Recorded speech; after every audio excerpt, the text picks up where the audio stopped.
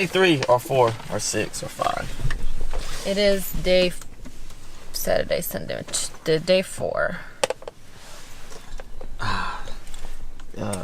Put on the brake and then hit start. I need. Taken from them unjustly. All right, day 4. On the way to San Francisco. Make 1 or 2 stops maybe. Now we're gonna get something to eat.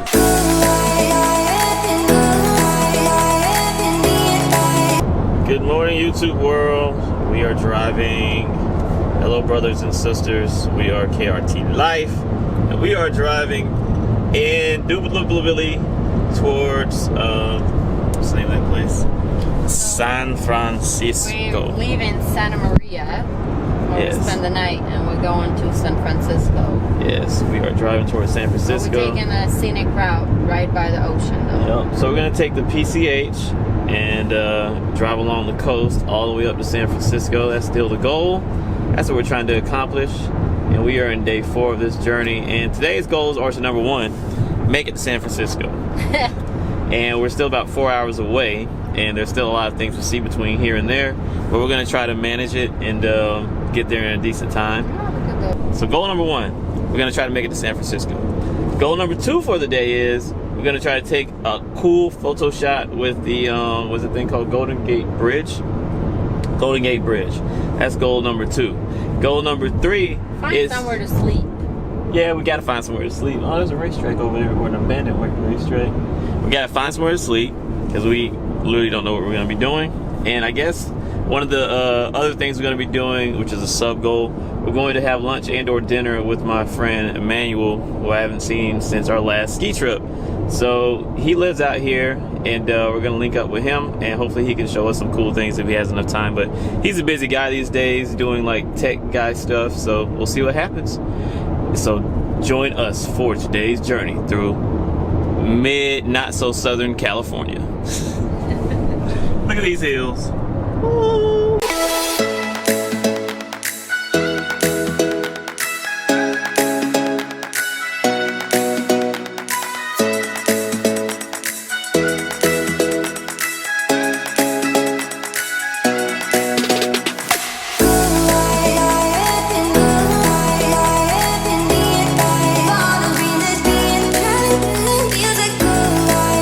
Just telling a really cool story a few seconds ago, and then I was like, you know what, let me break out the camera and tell the story on camera. So one of my friends, not my friends, this stranger that we were with the other day, he was carrying around a gallon of water, and drinking it and stuff, and I kind of forgot that was the thing that people do, but people still do that.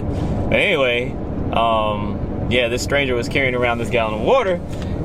And I was thinking about it this morning. I was like, wow, my dad, he used to carry around a gallon of water before it was even cool to carry around a gallon of water. And it was almost low-key embarrassing because he was like so cheap. And that's where I get it from. And instead of he didn't want to pay for water even in the 80s. It was like, I'm not paying for water. So my dad used to always carry around this big gallon of water everywhere that he went. And it was just like his thing. And it's weird because now it's like trendy and people do that. But anyway, I remember one time in particular, my dad had his gallon of water. We went to Six Flags, and this was like my first time going to Six Flags. I probably was like maybe 6 years old, and maybe I was like 8, and my brother was like 4. And we go to Six Flags, and my dad is carrying around his classic gallon of water, and he did not want to put this gallon of water down anywhere. So we ended up getting on this roller coaster with a gallon of water. With a gallon of water.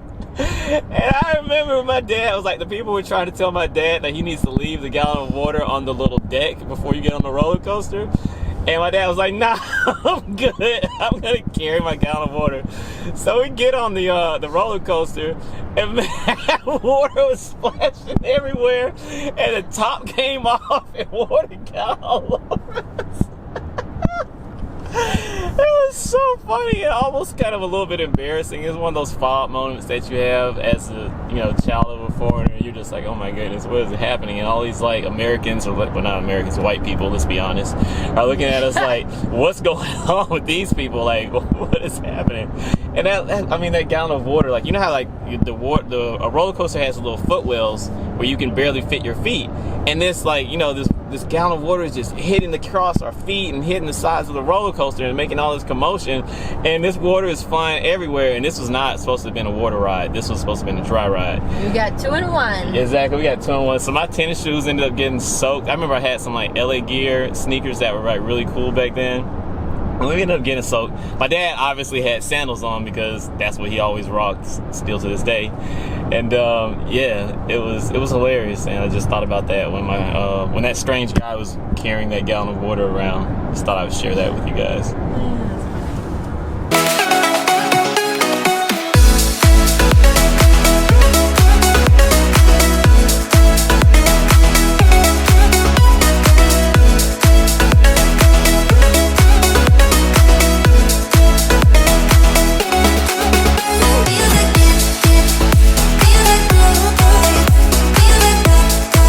This is Pismo Beach. Not quite as impressive as I thought it was going to be. I don't know what I expected though, but there was a couple of surfers out there and the waves look nice. So yeah, now we're going to find something to eat and continue our journey north, and that's why we even ended up here. And here is a surf school. Morning.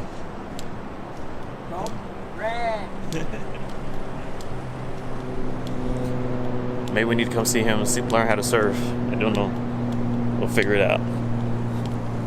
It's a hotel now. Let's see what we're going to do.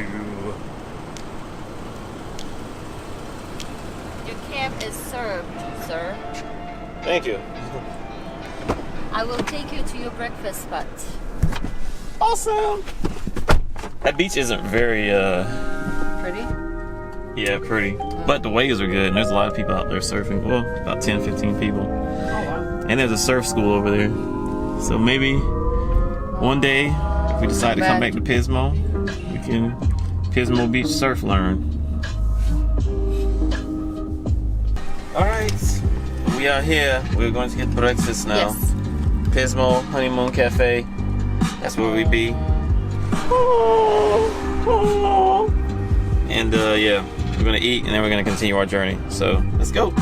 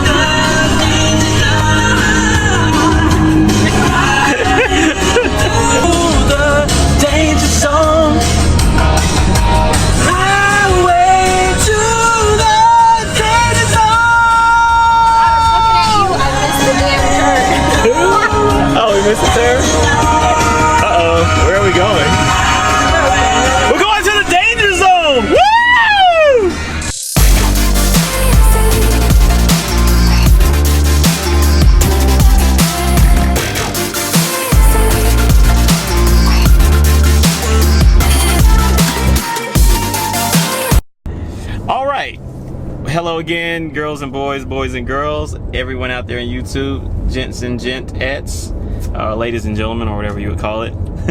Take two. Take two. Questions with KRT Life. And today's question is vlogging difficult? Yes.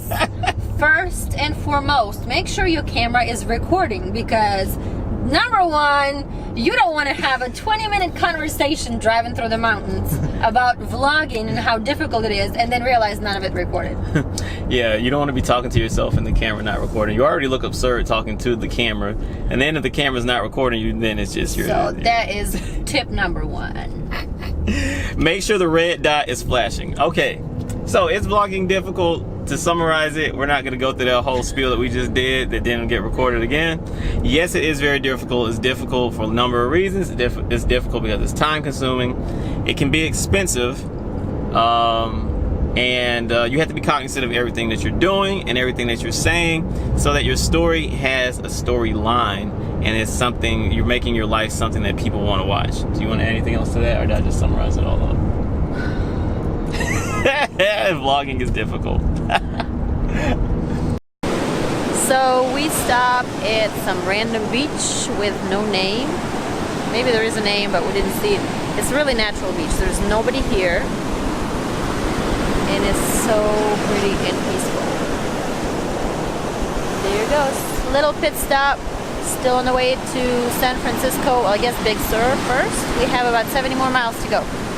So we'll see you soon.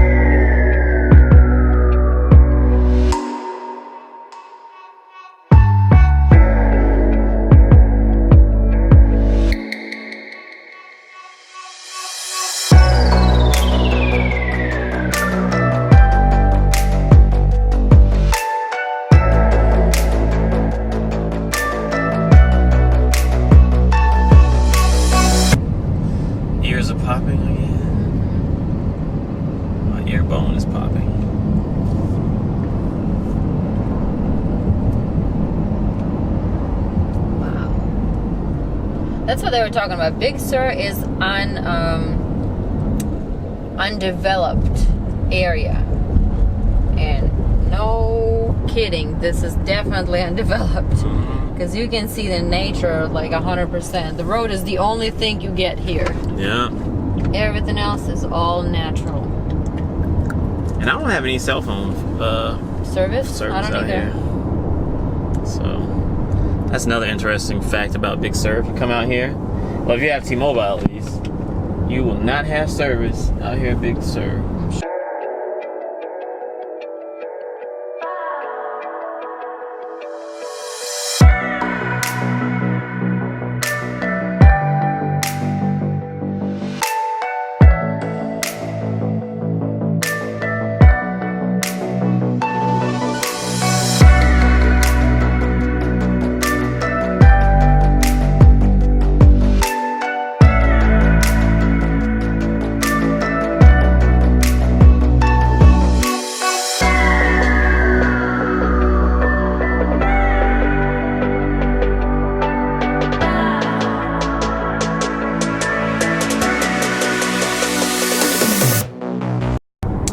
So, quick update.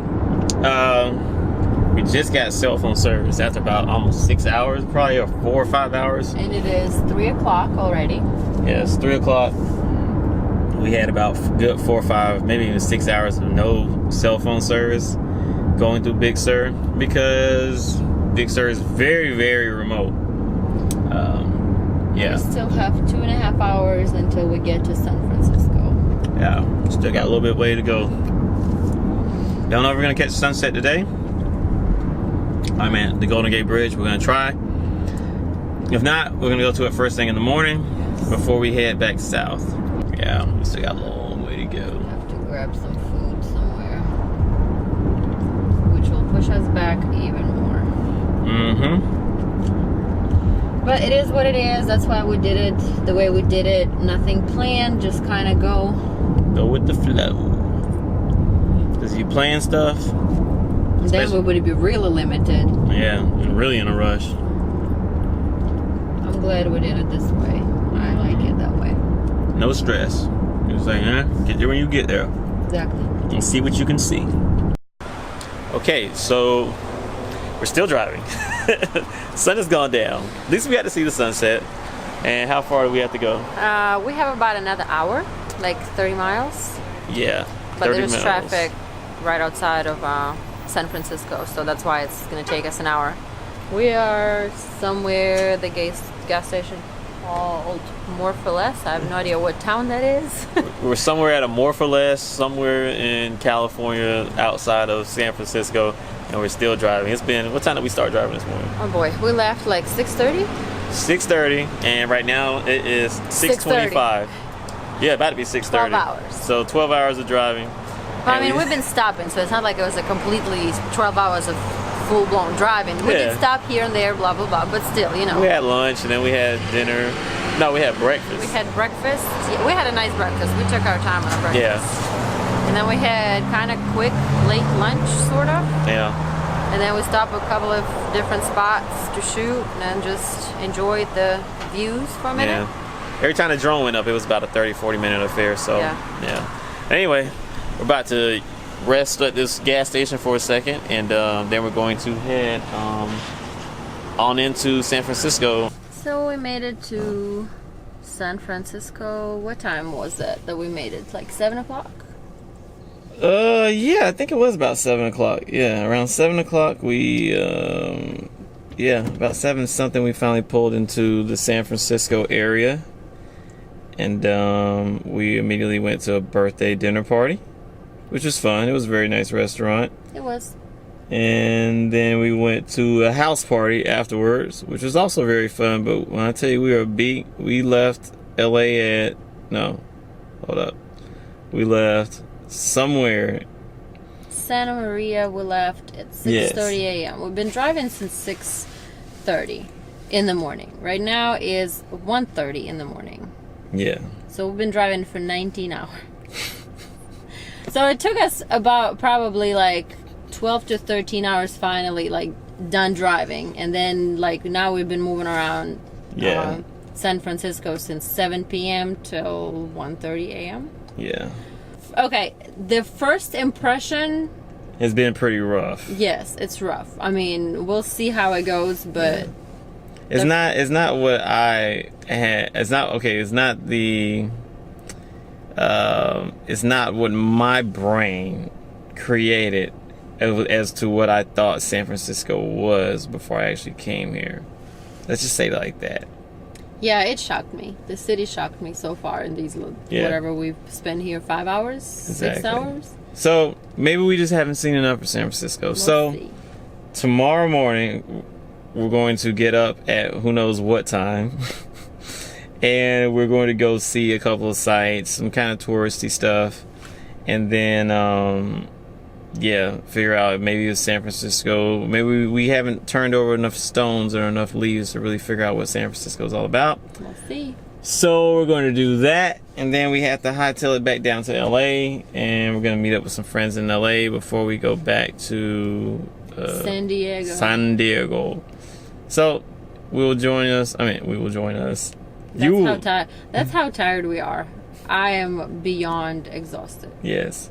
You all will join us tomorrow after we wake up and stuff. And in figuring out, is this San Francisco really worth it? Yes. And if we have enough energy, when we have enough energy to start vlogging, we'll vlog tomorrow. And you can join us again for those adventures. So, cheers. Good have night, a good night. everyone. Y'all be easy. Live long and prosper. Holler.